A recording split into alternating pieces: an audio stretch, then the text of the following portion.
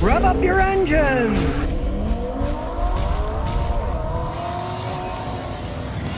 Well, who didn't see this coming? Japanese automaker Nissan now says it plans job and production cuts in the U.S. They're not selling their vehicles. They say they're going to go in some of these factories from 2 shifts to 1 shift, and they're going to lay a bunch of guys off because they only need half as many people to do it. Nissan said they're going to slash 9,000 jobs globally. Now, Nissan's not giving the exact figures of how many Americans are going to get laid off because they don't want anybody to know. But they're going to get rid of 9,000 people. And they said in Canton, Mississippi, that makes Altima and Frontier pickups, they were going to reduce the speed on one line, consolidate another, so a bunch of people are going to lose their jobs. And in the Dechard plant in Tennessee that makes engines, they're going to lay off by 1 shift a day, so there's people that are going to lose their jobs. And in their plant in Smyrna, Tennessee, just down the road here, one production line will have 2 shifts and the other one will only have 1 shift. They're slowing down less because they make the Rogues and the Pathfinders and the Muranos, and the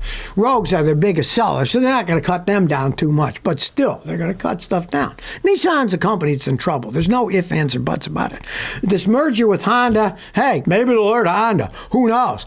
All I know is, as it stands now, they're starting to lay off American workers and make less vehicles because they're having a problem selling them. Hey, Nissan's been in a problem for a long time. I think Nissan's hoping that Honda throws them a life preserver so they can get out of the ocean and back into the ship. Well, if you're worried about automatic transmission failures, here's some vehicles you shouldn't buy. In November 2024, 42,000 Hyundais were recalled, including 35,000 Santa Fe SUVs, some Genesis GV600, same company, they call it Genesis, but it's just Hyundai. They can shift out of park without even stepping on the brake pedal. Oh, great design there, right? And in November 2024, GMC had a nightmare where they recalled 77,824 vehicles because their transmission control module may not react correctly, and it might cause harsh shifting, reduced power, or rear wheel lockup.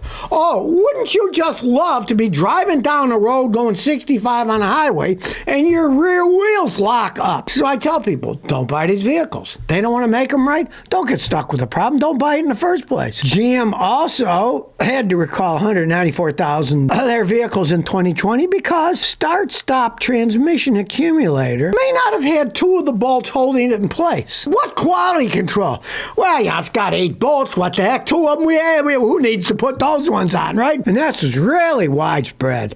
It was 12 models: Buick LaCrosse, Enclave, Encore, Chevy Equinox, Cruze, Blazer, Malibu, Traverse, GMC's Acadia and Terrain, Cadillac XT4 and XT6 from 2018 to 2020. So basically, don't buy these vehicles. Bad enough if they wear out over time that they're not even built right in the first place and don't have the right software in it. Hey, stay away from these cars. Well, you think they don't know how to fix cars at dealerships? You're often right. Here's a guy who took advantage of it. He bought a Ford truck for only $5,000 because the previous owner sold the truck. He was tired of it after he had spent $3,600 trying to get it fixed at the dealer. They didn't fix it.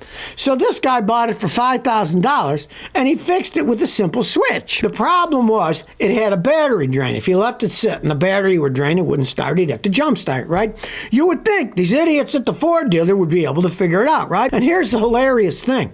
This was a simple fix. When the truck was turned off, the defroster blower motor kept running. Right? Are these people that stupid at the Ford dealer that all they had to do was turn the thing off, sit inside and listen? Gee, the blower motor's still running. Maybe we should fix that, right? I mean, this is the absurdity of these places these days. I know guys that work at Ford dealerships, and they said they're just push to, in quote, fix as many cars as they possibly can, as fast as they can. So, obviously, they were not road testing it and listening. All the guy would have had to done was road test the thing, stop it somewhere where it's quiet. It's pretty noisy in most repair shops, right? But outside somewhere, in a quiet parking lot, roll the windows up, and he heard He could see that the blower motor was still going. And if he had any brains at all he had to do was look at his Ford scan tool, look at the data, and he could see that the blower motor was still going. We have bidirectional control of that stuff, and we could see computers that, okay, that blower motor's still running. Why is it running, right? Bad enough he couldn't hear the thing, right? He could have looked at the data too. But this one guy took advantage of it, and he picked up a nice truck for $5,000 and said,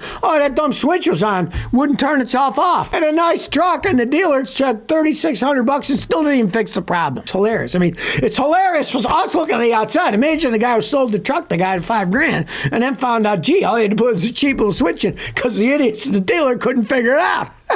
Well, what a shocker. The Volkswagen ID.7 isn't going to come to America. It is a fancier electric vehicle they make in Europe, but now they say, nope, they're not bringing it to the United States. So it makes Volkswagen's electric vehicle line even more barren than it was in the first place. Volkswagen says, well, it's a weakening EV market. Yeah, they're not stupid businessmen. They're realizing, especially with this particular model, the ID.7, it hasn't even been a big seller in Europe. If it's not a big seller in Europe where they're really pushing electrification, it's not going to fly here. And I guess with Trump getting elected and saying he doesn't like electric vehicle stuff and he's going to stop it, Volkswagen just said, nope, we're not going to ship them to the United States.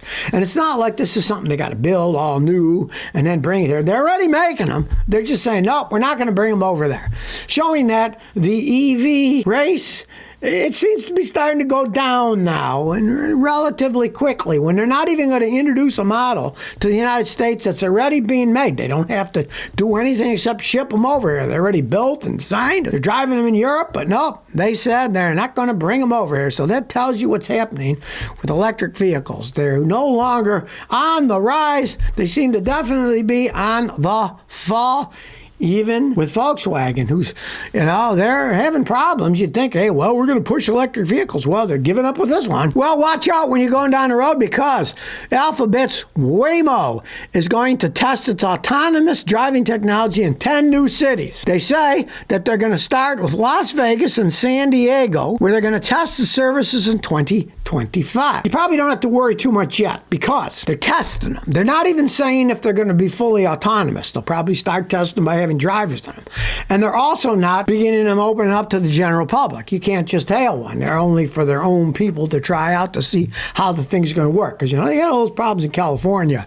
And they're kind of playing it close to the vest now. Nah. We'll hold it back a little. We're going to test them. We'll start in Las Vegas and San Diego. They're launching commercial operations with less than 10 AVs to each city where they'll be manually driven. Long way before they get those autonomous taxis actually flying all over the place. They're spending so much money. It's just to make you, they're bleeding billions on this stuff. I don't understand. The poor Uber drivers, Lyft drivers, whatever, these people are making a living doing it, right? What's going to happen to all these people? Why would anybody want to buy expensive autonomous vehicles when they can have a fleet of people driving their own vehicles, paying for their own insurance, their own tires, their own gas, and making money off the top, Lyft and Uber and all those other companies? Why would they want to go out and buy super expensive autonomous vehicles and then there's no drivers? Those people don't have jobs.